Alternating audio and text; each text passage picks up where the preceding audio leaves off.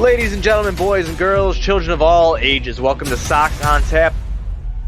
Tony, my first reaction is just, fuck yes, let's go.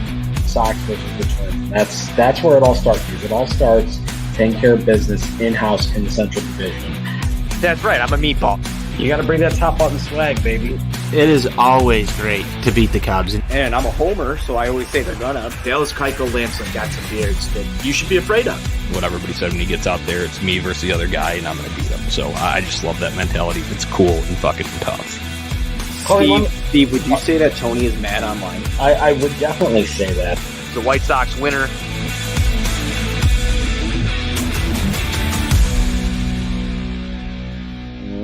White Sox fans, welcome in to the Sox On Tap post-game show. It's Jonnie here, alongside Tony Marchese, NWI Steve. A little more three-way action tonight, and it's a special occasion, boys. Season 4, episode 69 of Sox On Tap. Very nice. And the White Sox, very nice performance on the field tonight. 12-2 blowout, Minnesota Twins to hashtag set the tone for a big 4-game weekend series. Gentlemen, how we doing tonight? Hey, yo, boys, I'm doing fucking fantastic because what do we talk about in the open of this show? It all starts taking care of business in-house in the Central Division. That's where it all starts. 3 in a row against the two teams that you're chasing. Get hot, boys. Let's go. We're doing fantastic always over here, every time. Win, lose, doesn't matter. We're doing fantastic. Victory beers, though, do taste better than misery beers. We've been drinking victory beers, Jonnie, for what, 3 days in a row now? That's a winning streak. That's what makes people happy, victory beers. I don't know what's going over on the other side of the screen. He still thinks it's over. I don't. We're right back in this thing. Just keep winning baseball games. Hell yeah, boys. I told Steve right before we jumped on, this was very therapeutic for me, seeing the White Sox kick the shit out of the Twins, who they're obviously chasing, as Steve alluded to there, and doing it in this fashion. You get a position player pitching that late. That's how you know it was a good, solid ass-kicking tonight. And that's exactly what the White Sox needed to hashtag set the tone for the series. Guys, I cannot understate the importance of that. And I was telling Steve, I'm surprised we haven't had an episode called Set the Tone yet so far this season, but looking back on it, makes sense. There hasn't really been an occasion for it, maybe outside of some very, very early games. So, boys, I think this is phenomenal start to the weekend. You couldn't ask for anything better. No, you couldn't. And we know, Jonnie, that the weekend starts on Thursday here at On Tap Sportsnet. That's hashtag confirmed. You don't even need to go to Steve for that. Everybody knows it. It's just facts. But, I mean, It's not surprising that we haven't had a set the tone show yet because the Sox have failed to set the tone, and they did so early in today's ball game. And then that tone, once it was set, man, they just rode with it. It's fucking excellent to watch. You are spot on there in your assessment, Anthony. This series, it's been talked about, for the last 24 hours that this is the biggest series of the season to this point. So going out there, hashtag set the tone, take game 1, do it in convincing fashion. That's what this team needs. When was the last time this team won the opening game of a series? Can anybody even remember that? No. Exactly. So this is big. All right. You're trying to get back in this thing here. You're making some headway. This is the best way to go about doing it. Taking game 1 and doing it in convincing fashion. Guys, it was beautiful. Like you said, convincing fashion. That's the biggest thing for me. The reason why I say it was therapeutic for me. And the White Sox get things going early. Timmy, as we know, Steve, set the tone, does that with a leadoff single to get the game going. And then Pito brings him home eventually after a couple of groundouts there. And then Andrew Vaughn, hey, a little luck, guys. Andrew Vaughn, he did hit it pretty well, but it was right back up the middle. If that's off to the side of a bag, probably getting fielded. This one, caroms off the bag, allows another run to score there. My question to you is the White Sox luck now changing? Because we had this and then an event that we'll talk about in a few minutes here. Well, before we get to that, Jonnie, there's one important thing you glossed over there. And I want to talk about this because this isn't going to show up in a box score tomorrow, and this isn't going to get written about in any post-game recaps. The at-bat by Gavin Sheets in that first inning, Anthony, your baby boy. Okay. They're in a spot right there. They already got one run on the board, trying to add on. What do I always talk about? Adding on, getting that crooked number, especially in that first inning. He fouled off several tough pitches in that bat, worked a 9-pitch at bat. Prior to that, Sonny Gray had only thrown 9 pitches in that inning there. So he had a chance to get out of that inning throwing 10 pitches. He went out there, worked himself a great at bat to keep that train rolling, to allow Andrew Vaughn to come up in that spot. That at bat was huge. Forcing Gray to throw all these pitches under duress early on in that first inning, it came back to haunt him later in the game, which I can't wait to talk about a little bit more. But obviously, Andrew Vaughn followed that up. And yes, Johnny, you are right. Luck finally went the Sox way for a change. Yeah, they got a bounce. It was wild. Tony, I think you need to chime in, though, since he just gave some praise to your baby boy there, Gavin Sheets. Hey, this is something we've been talking about a lot lately. Gavin Sheets at bats, Gavin Sheets plate approach, Gavin Sheets since he's come back up to the major leagues. And Steve, I've watched a couple of these at bats of the same ilk, and I got to say, he is really, really driving those pitch counts to go higher. And I think that, for a bat in the middle of the order, he's not going to hit a home run every single fucking time. He's going to make his outs. He's going to have days where he's not hitting the ball or just finding open space. But when he can do something like that, and obviously the results have been very good lately when he gets deep into these at bats, but he's really kind of stepped up in Yasmani Grandal's absence as that guy who can just make an at-bat last painfully long for a pitcher that can really, dare I say, set the tone for the next hitter to go do something. And I love watching this. There were so many people who were down and out on Gavin Sheets earlier this year, and understandably so. But to see just a positive change, Sale's in here. I'm looking like a proud papa. I am a proud papa because sometimes when you talk about these things and they start to work out the way that you want them to, you're proud. I am proud of Gavin Sheets. I think the development has been outstanding. It just I don't know any other word for it. It's been outstanding to see him kind of take that plate approach and do something that not a lot of other White Sox hitters are doing these days. And it's having a positive impact on this club, Steve. I actually had something very similar to say about that at bat in the first inning that was written down in my mental notes about how this game was going, because I thought the first was so important, but you summed it up perfectly there. That was part of the set the tone inning for the White Sox here today, was that at bat right there. It was kind of a focal point. Then the game goes, berserk after that. But I thought that type of stuff can really, as we say all the time, set the tone for the rest of the game. It was a wonderful at bat. I think it's not going to go down in the box score as something special, but very understated in today's win. I'll crack into that, boys. Absolutely. And as Tony had mentioned in there, we got White Sox Sale in the comments saying that Tony's talking like a proud papa about his baby boy, Gavin Sheets there. Make sure you go and join the comments as well. Subscribe to On Tap Sportsnet on YouTube, and you can join in on the conversation. We'll feature them right up here on the screen as we go live. So, gentlemen, let's continue this thing. As I'd mentioned, a little bit of that luck coming back. It was nice to see that ball bounce off the bag and allow another run to score. White Sox get 2 in the first inning. They really broke up, and I know there's a couple frames within here that Johnny Cueto really battled through, and the first is one of them. There are multiple of them tonight, but we're on offense right now. We got to go and talk about Mr. Luis Robert. Grand slam. That is cool and tough. I mean, that's the coolest, toughest ball you can hit in any baseball game. And the way that he did it, absolute massacre job out to left field, even, into that upper deck, and then within that upper deck, into the concession stand up there. I think we need a forewarning here for our listeners, because Steve is about to make a screeching noise that may sound like this broadcast is kind of freaking out, frozen. But be alert, it's not. Steve, let's hear it. Who hit this grand slam tonight? Put the women and children to bed, because that bomb came courtesy of Luis motherfucking Robert.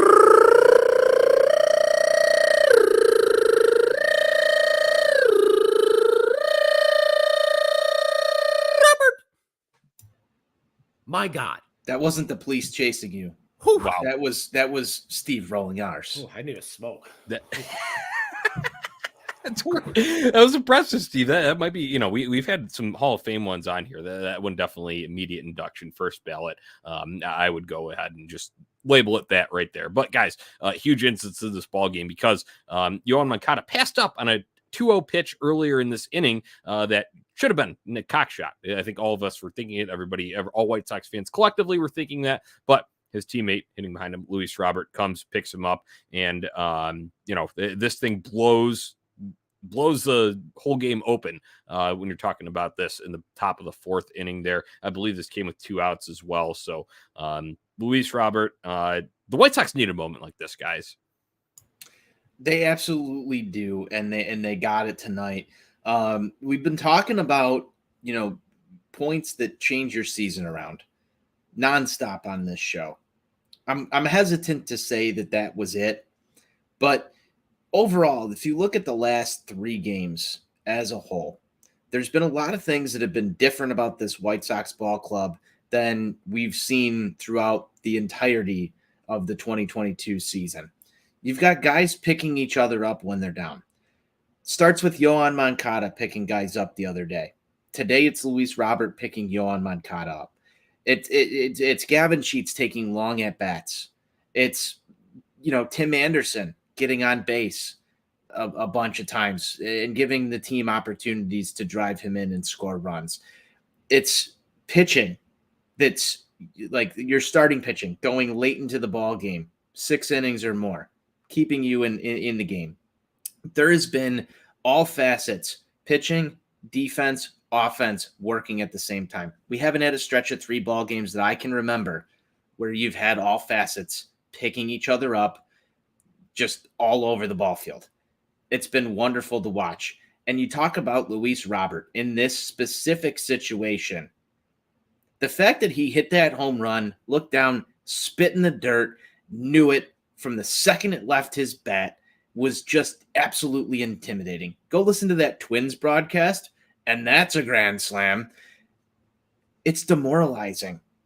I want to know how any Minnesota Twins fan is feeling right now. I know. Why don't we just ask Twins Ted? I know Ted's not feeling great, but could you imagine trying to fall asleep tonight with visions of Luis Robert absolutely fucking massacring a baseball in your stadium for that grand slam and knowing that the White Sox, you may have woken a sleeping giant and this series might be a big problem for you. Must suck. We've talked a lot about the lack of long balls from this team over the course of the season. And I have really tried to drive home the point that they have relied too much on a slap hitting mentality and they're not hitting for enough power. Well, I was literally getting ready to put out a tweet to say this would be a great time for the Sox to have an extra base hit. Enough of these little singles here and there. Before I could even hit send on the tweet, the ball was in the second fucking deck. So, Luis, thank you for that. It was beautiful, guys. I'm trying to think grand slams this year. Have we had a grand slam this year? Is this the first White Sox grand slam? I'm fairly certain that it is. Off the top of my head. Off the top of my head, I don't remember another one. grand slam. I don't. Yeah, nothing is really coming to mind. Yeah, well, either way, this is just, like you said, I think White Sox Sal's comment in here, I want to go to this. White Sox Sal in here, thank you for commenting. As always, Sal, he says, that grand slam plus Cueto going back out for the 6th might be something we point to. And that was when Tony was talking about, things that can turn this team around. And I know we've been looking for them all year. Cool and tough shit. I agree. Cool and tough shit. That's cool and tough shit. Right Winner there. shit, Tony. Winner shit. That's what I look to. So we will get to Johnny Cueto in a little bit here, but the offense wasn't done, guys. Sox add on 2 more on top of the 6. Robert doing it again. He had a 3-hit night. Was it 3rd consecutive 3-hit game? You like to see that from him. Abreu to sack fly to bring home Moncada. 8-1 at that point. Sebi tees off on a position player pitching in the 9th for a 3-run shot. But guys, we saw something that was apparently not allowed or illegal, or I don't know. The White Sox had some fun in the dugout. Did you guys notice anything? Weird. Weird how, like, when you're actually hitting the ball out of the ballpark, playing good, clean, crisp, fundamental baseball, and being opportunistic, the fun comes back. Amazing how that happens. You'll love to see it. You know what? I like it so much. I want to see more of it, and I want to see more of it tomorrow. I want them to just go out there and just ride this wave of momentum and just kick these motherfuckers in the nuts and just say to them, "You had a chance. You had a chance to put us away, and you didn't do it." Now, look, there's still a long way to go in this series here, okay? But the Sox set the tone here tonight. Go out there and make these motherfuckers pay and have some more fun on their home field this weekend. Tony, I think you were doing some investigative journalism on the fun in the dugout. Can you give us a report on anything that may have been happening there down the first base line in Minnesota tonight? Yeah, absolutely. I've been evaluating this for a long time, Johnny. I just don't understand why the dugout looks so. It looks like a funeral. It's been terrible. And Jose Abreu running and doing some sliding move, and there's just weird things going on in there. All these smiles, all these different expressions of emotion that I haven't seen in so long. It's almost hard to believe, and I've kind of come to some conclusions here that they might have been having fun. Not quite sure. Big if true. Source? If that's factual or not. I saw Lucas Giolito put his hand in the air at one point when Luis Robert hit a baseball. And Michael Kopech did some motions with his hands where he was putting them together like this over and over again. I'm not sure what that is, but we're still working to figure out what he was doing exactly at that moment. Not sure if he was, trying to, I don't know. Maybe he was trying to get a bug out of his face. It's really up in the air at this point, Johnny, but we're still hot on this case.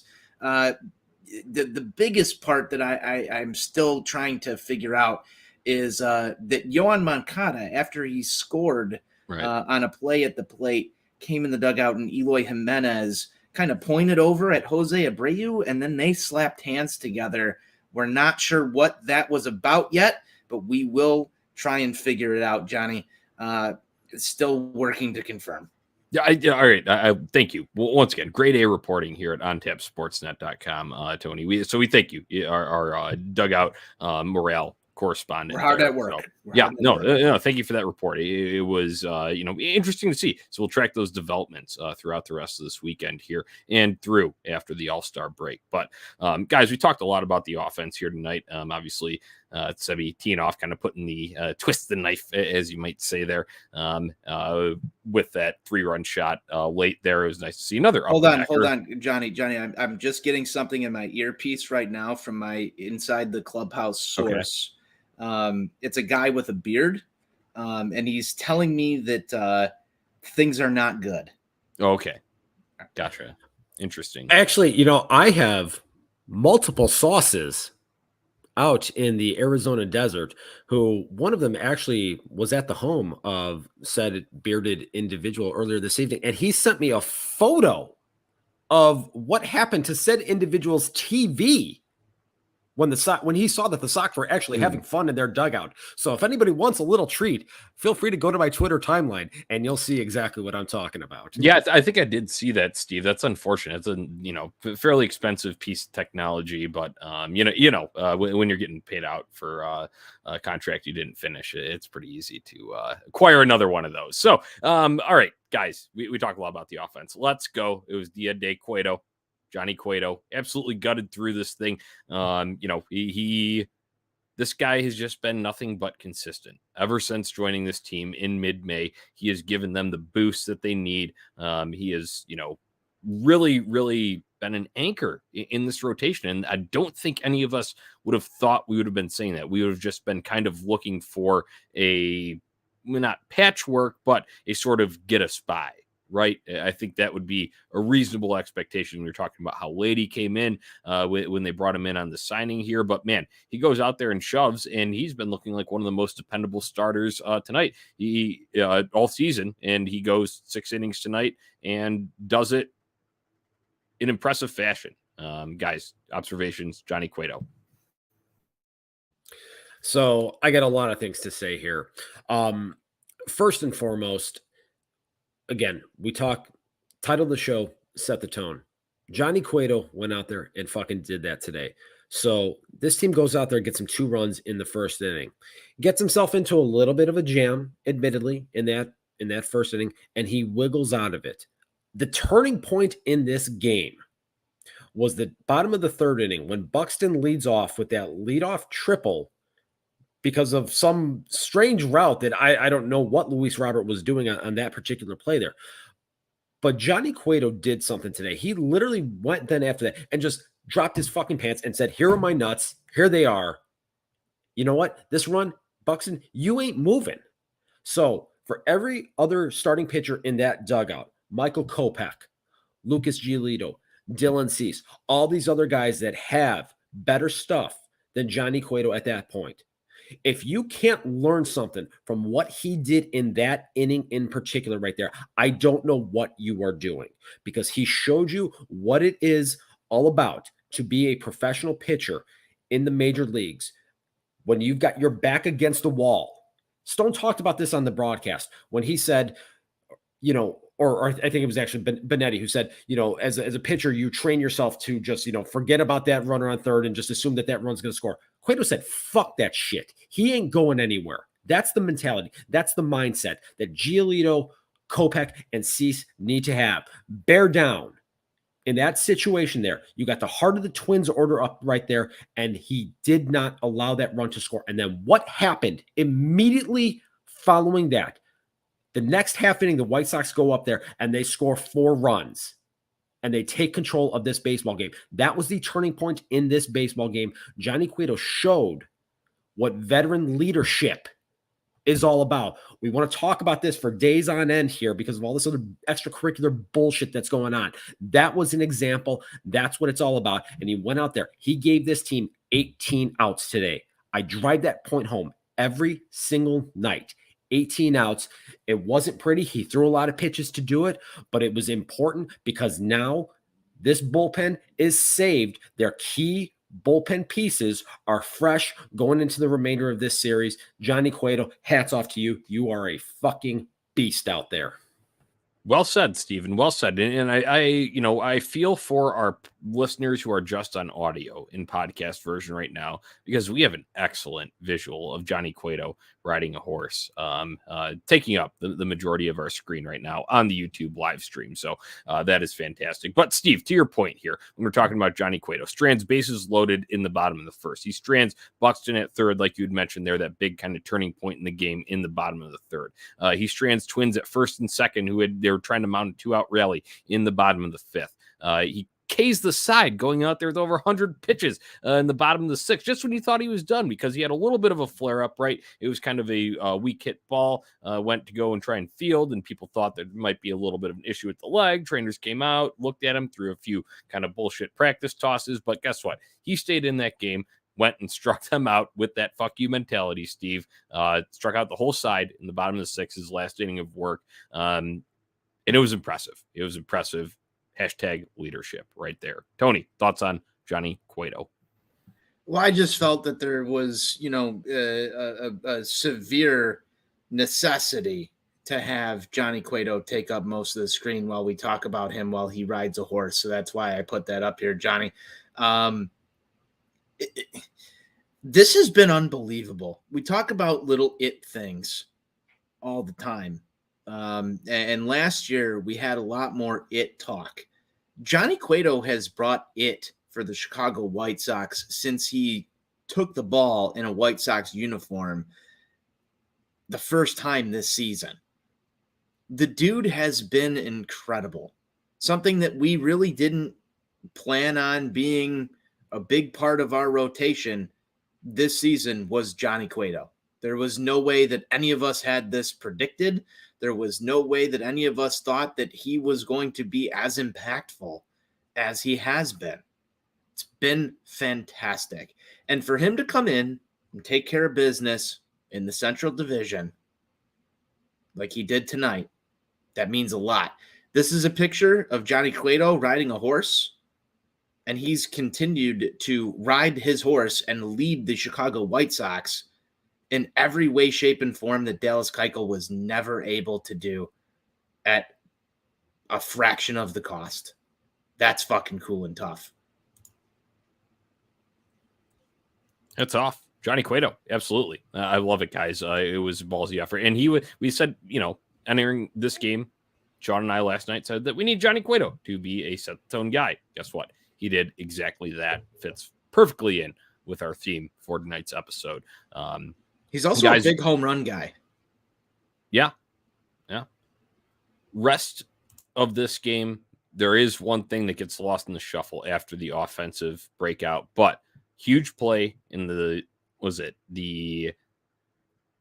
bottom of the second, and that was Mr. AJ Pollock gunning Gio Urshela down at home, guys. I got to comment on this because the broadcaster, it's supposed to, I was under the impression we were watching a White Sox broadcast, but a certain individual thought that this guy should have been safe so much and that the Twins should have challenged this so much instead of marveling in awe at the throw that AJ Pollock put strike right on home plate from deep in left field. So I want to give, hat tip here. I don't know, we're not wearing a hat, we're in a headband, but hat tip here, AJ Pollock. What an absolute cannon. What a nice tag by Sebi Zavala. So hats off to AJ Pollock, guys. That was also a big turning point, I guess. It's still early, but a big run-saving moment in this game, I would say. No, you're absolutely right, Johnny, because that would have made it a 2-2 game. And that could have tilted the momentum over to Minnesota. Obviously we talk about in hockey parlance, talk about tilting the ice in favor of one particular side right there. That was a moment that could have tilted things in the Twins' direction right there. So getting that out, AJ Pollock with that throw, Sebi putting the tag down. Look, whatever happens, it's a fucking out in the box score. That's all that matters. And that was huge. Right. And I will say, if we are going to go and get nitty gritty on the replay, I do think it was close enough and it was ruled out on the field. It's always big what it's ruled on the field. And then B, I think the foot, that was the argument that the foot might have been in there. I think there's a little pop up and then another come down for when he actually got the plate the second time. And Sebi was pretty close. It wasn't laces. He actually did get the, backhand of the mitt on a solid piece of Gio Urshela there. I call it out. Good. Even if that thing went to replay, I think that does not have enough to get overturned. So, AJ Pollock, cheers to you. Hey, make it close enough on the field and get that call. How many times this season have we seen the exact opposite happen for our Chicago White Sox, where there's a play that's just too close and the call on the field stands? Some of these challenge things are... a lot of it really does, as you said, go back to the call on the field. We've just watched a play the other day when it's super bang bang like that. Right? It is, especially when it's super bang bang like that. But let's look at this in another angle. How many times have we seen that play for this team end up in the ball going all the way to the backstop? How many times have we seen that play cut off erroneously or missing the throw or just it's offline? This one worked during the game that it needed to fucking work. And it happened. That's important. Remember that. I remember it. I remember. Guys, it was episode good. 69 is off to a great start. We are. We're on fire here tonight. So we're doing a hashtag nice job. Yeah. Very nice. Very nice. Very nice. nice. Make sure to join the YouTube comments. Like plenty of our guys in here. We always appreciate it. On Tap Sportsnet on YouTube is where you can go subscribe and drop your comments in here so we can see them on the show. Guys, overall takeaways from this, obviously bullpen, not too much to write home about, but I will say, as Steve kind of alluded to earlier, you saved your big guns, especially after closing out a Cleveland series, a tight ball game in there to finish the last, get the split in Cleveland. You have your big guns ready to go should tomorrow be a close ball game. And I would honestly expect it to be a close ball game when we're talking about getting into Friday here. So I think that was big. Goes back to Jonnie Cueto. And then those guys also, with the bullpen in there, only one run allowed, right? That ain't too shabby for that kind of back end guys that came in there. So I like it. Heading in tomorrow, how are we feeling going into game 2 of the series? Well, we're going to have Michael Kopech on the mound. A lot of things have been talked about and written about a potential dead arm period with Kopech here. So this is where Cueto being able to go get those 18 outs and the offense piling on the runs here to save the quote-unquote bullpen A squad for tomorrow is going to come into play and is so critical because I'm not sure how much length they're going to be able to get out of Kopech tomorrow. So if they are in a position where this is a close game, again, you can go to Ronaldo Lopez, you can go to Kendall Graveman, you can go to Liam Hendricks, and you can utilize one or multiple of those guys for multiple innings if needed. So again, there's going to be a lot of stuff written and talked about. Cueto throwing the 118 pitches in the 6 innings here. Got the All-Star break coming up here. You got 2 off days right after that Cleveland series there. This team can get creative with the rotation to give Cueto additional rest if needed. But you got the big guns in the bullpen ready to go tomorrow here to back up Michael Kopech. So that's big. Keep this offense rolling, baby, and get another fucking dub tomorrow. Get these first 2 games, and then you're going into the break no worse than when you got to that fucking shithole state yesterday. I like it. You talk about offense, keeping it rolling there, Steve. As our guy Sox Insane points out, lefty on the mound for the Twins. That is hashtag confirmed. Devin Smeltzer will be the starter. Guys, I don't know if you guys have the MLB preview, but if you go and look at just a picture of Devin Smeltzer, he looks a little bit like our guy Buzz. He's got the arm tats. He's got a little bit of the beard going, man. But either way, I hope the White Sox rock this guy and historically have feasted on left-handed pitching over the greater part of the last 3 years. They absolutely have. And Jonnie, that's lining up for some Friday night fun tomorrow in Minnesota. I'm looking for the White Sox to go and build on what they did today. Obviously, we've been burned by this 2022 White Sox team over and over again in terms of winning streaks and everything else. But as they say, you're only as good as your last envelope. The envelopes have been coming in nice and full lately. I expect more of the same. I just think that this team has some energy right now. Who would have thought that Dallas Keuchel was going to save the season with being a little not going to say the word here, but say it. He's a bitch. Snitch. Ooh, snitch, bitch. It all rhymes. But I mean, he taught Yerman Mercedes TWTW, and maybe he's teaching this team all the way down in Arizona right now. The vibes are good. The team looks good. The runs are coming. They're taking care of business in their division. I expect more of the same tomorrow. I don't think that they're gonna sweep this series. Minnesota is still a good ball club. They've got a lot of talent. So I'm gonna err on the side of caution with this, but I think you will get a fired up White Sox team tomorrow. Yep. Everything's pointing to it. Go make it happen. Yeah, totally. Continue having fun. Continue having fun before you do anything else. I don't want to talk about all the specifics. Go pitch a good ball game, hit the ball out of the ballpark, all this other stuff that we talk. Just go continue to have fun. That's all it's going to take. When it comes to talking about the Twins, I'd like to quote Robert De Niro from a CNN interview he did not too long ago. Fuck them. Fuck them. I like it. Short, succinct. Steve, Tony, last night, this kind of carries over. Sean and I last night when we were discussing the series finale victory in Cleveland, we had discussed before leading into this, think about some series back when we had 4-game series, Baltimore, Detroit, right? Both of those at home. And we had always said, we got to have 3 or 4 here. And that was kind of the big, this is what we need. And last night I laid off of that and I said, I'm not going to go and say that they need this or, whatever in terms of a prediction standpoint, like you had said. I don't know if they're going to sweep or not. I just want them to continue to play go time baseball like they did tonight. And that goes back to our guy, Sean Roberts, who's in the comment. He said, it's effing go time, baby. Sean, love you, buddy. That's exactly what we talked about last night. And that's just what I want to see more of continue throughout this weekend. So, Tony, I'm not going to make any predictions for the rest of the weekend in terms of wins, losses, this and that, but you continue to play clean, crisp, hard baseball, play go time baseball, and you'll set yourself up for success. So that's all I will say. It brought the good vibes tonight. No predictions from Nani here. Go time baseball tomorrow. Who are our picks to click, helping us get it done along the way, boys?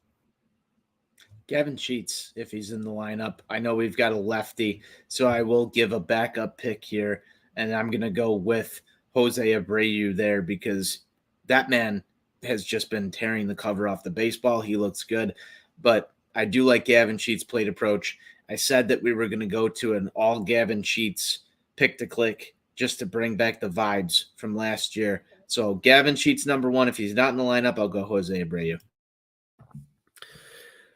It's going to be Vaughn Gone Summer Part 2 tomorrow. Lefty on the mound. We all know what he does against Southpaws. Right. Good one. Yeah, that kind of slipped through the cracks there because the game was kind of already decided in a way, but Vaughn did launch one. It was an absolute tank job too. Vaughn Gone Summer, baby. I love that pick, Steve. And obviously, Tony, I appreciate the vibes of your Gavin Sheets because there might have been a stretch where I don't know if you picked anyone else besides him for like a month last year. So we're bringing it back. Yeah, we're bringing it back. Yeah, bringing right. it back. So, it's only crazy if it doesn't work. Took the words right out of my mouth, my friend. All right. I will go with Josh Harrison. I've not had him in a while, so I like to do that. I like to go and reach back into the barrel for the guys that I've not picked in a while. It had been a while for Timmy when I picked him the other night. It's been a while for Josh Harrison. I can kind of get in some funks here of picking certain guys too frequently. So back into the barrel, Josh Harrison, if he's in the lineup. If not, I will go with Yohan Moncada as the backup. Also, haven't picked him in a while, so we'll ride with that. Boys, give me some final thoughts from the night. I'll let the listeners know where they can find us, and we'll get out of here. Final thoughts. That's how you hashtag set the tone. Big series. Went out there, answered the bell right out of the chute. Keep it going tomorrow. I was hoping Steve was going to talk a little bit longer, if we're being honest, because I'm still trying to formulate my final thoughts, but here we go. Number one, continue to have fun. Continue to make Minnesota look like shit, because this was the first time all year that I felt that this White Sox team really got under the skin of an opponent. They said earlier this year that they were going to be the most hated team in baseball. They did that tonight. You watch the benches clear after this game because they kicked the motherfucking shit out of somebody else and tensions were high. I want to see them be the agitator. I want to see the White Sox be that team that makes other people fucking mad. That's fun to watch, and it's cool to be a part of. The talent is there. Everything just needs to fall in place, and it could be a magical second half. I said this earlier this year on the show. It's either going to be crash and burn, or it's going to be fucking magical. Cinematic, I believe, is the word. Cinematic is probably the word that I used during that. Synonymous, right? Yeah. During that rant. But Jonnie, for all intents and purposes, if they're going to do something special, it starts with wins like this. It starts with stringing them together, especially against the division. Getting to the playoffs doesn't feel like a guarantee right now. It's time to change that. If they want to change the game, let's get ourselves a nice, healthy lead early on in the second half of this season within the AL Central. They've got a chance to start to make up some ground here the rest of this weekend, and every single game through this weekend is the most important game you've watched of the 2022 White Sox. That's the type of baseball I'd like to watch. That's entertaining baseball. Go out there and give myself and everybody else who tunes into the show or watches the White Sox a fighting effort. Go play fun baseball. Let's do it. It's going to be a fun fucking weekend. Tony, something that you said sparked my final thought here. I'll make it short and sweet, but it's the return of tinfoil hat time here. And it's the signing of Max Domi coincides for the Blackhawks, coincides with the White Sox becoming an agitator here. The first time really all season that they've gotten under the skin, agitated another opponent there. So a little something in the air there between the Blackhawks, White Sox. That'll be my tinfoil hat time. Max Domi's in town. White Sox, a little bit more grit and sandpaper to them. So I like it. Gentlemen. That's why we miss Adam Eaton. Right. Of course. He did stir it up a little bit. All right. Everyone, thank you for tuning in. We appreciate you, especially everyone in the YouTube comments. You can go and join them. Join that crowd. Join the conversation here on the show by subscribing to On Tap Sportsnet on YouTube.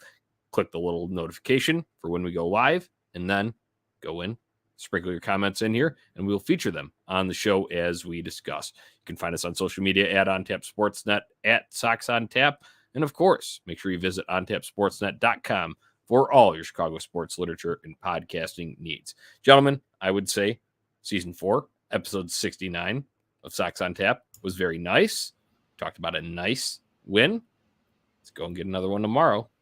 Until then, White Sox forever. White Sox forever.